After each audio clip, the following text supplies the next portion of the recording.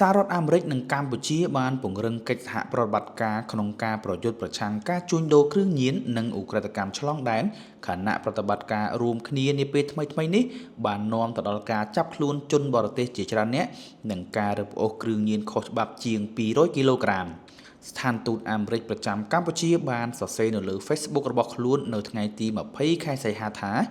កិច្ចសហប្រតិបត្តិការរវាងរដ្ឋបាលអនុវត្តច្បាប់ប្រឆាំងគ្រឿងញៀនរបស់សហរដ្ឋអាមេរិក EDA និងនគរបាលប្រឆាំងគ្រឿងញៀនកម្ពុជា ADP បាននាំទៅដល់ការរឹបអូសសារធាតុគីមីសម្រាប់ផលិតគ្រឿងញៀនជាង1តោនមន្ទីរពិសោធន៍ផលិតគ្រឿងញៀននិងទីតាំងស្តុកទុក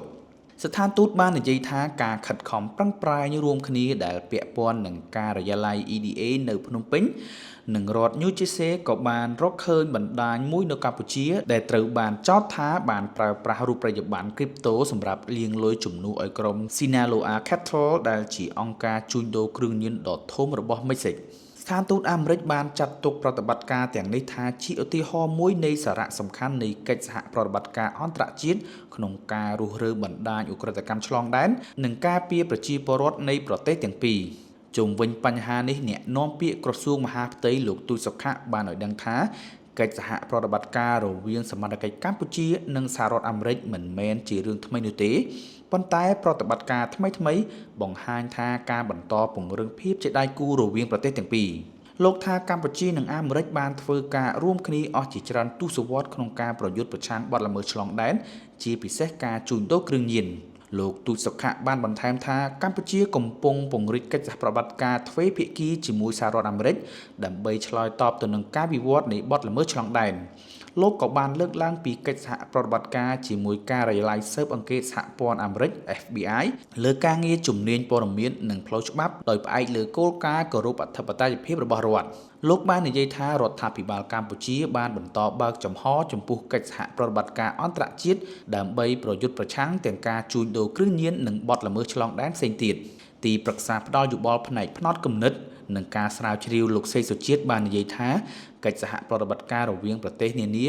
គឺមានសារៈសំខាន់ក្នុងការស្វែងរកនិងបង្ក្រាបសកម្មភាពខុសច្បាប់ដូចជាការបោកប្រាស់តាមបច្ចេកវិទ្យាការលាងលុយការជួញដូរគ្រឿងញៀន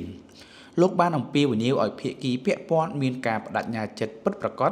និងធានាថាមន្ត្រីអនុវត្តច្បាប់អាចអនុវត្តតួនាទីរបស់ខ្លួនដោយគ្មានការជ្រៀតជ្រែងពីអ្នកមានឥទ្ធិពល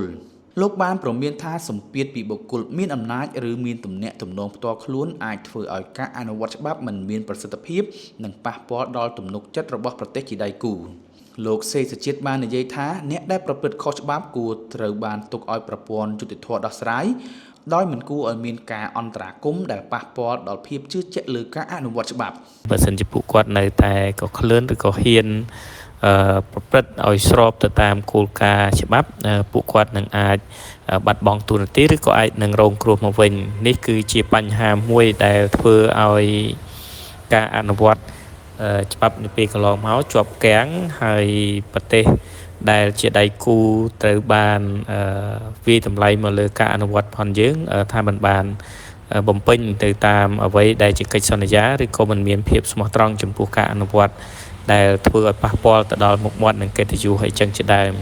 លោកនាយករដ្ឋមន្ត្រីហ៊ុនម៉ាណែតបាននិយាយកាលពីខែមិថុនាក្នុងទិវាអន្តរជាតិប្រយុទ្ធប្រឆាំងគ្រឿងញៀនថាការប្រយុទ្ធប្រឆាំងគ្រឿងញៀនជាអាទិភាពខ្ពស់មួយរបស់រដ្ឋាភិបាលនីតិកាលទី7នៃរដ្ឋសភាដើម្បីឈានទៅសម្រេចទស្សនវិស័យច្បាស់លាស់ក្នុងការកសាងកម្ពុជាទៅជាប្រទេសមួយដែលគ្រឿងញៀនលែងជាឧបសគ្គនិងបញ្ហារបស់សង្គមជាតិតាមរបាយការណ៍របស់រដ្ឋាភិបាលស្ដីពីយុទ្ធនាការប្រយុទ្ធប្រឆាំងគ្រឿងញៀនក្នុងឆ្នាំ2025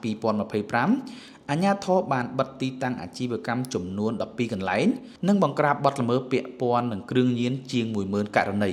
ជនសង្ស័យចំនួន 27884 នាក់ត្រូវបានចាប់ខ្លួននិងគ្រឿងញៀនប្រមាណ 5897 គីឡូក្រាមនិងសារធាតុសម្រាប់ផលិតគ្រឿងញៀនចំនួន 42418 គីឡូក្រាមត្រូវបានរឹបអូស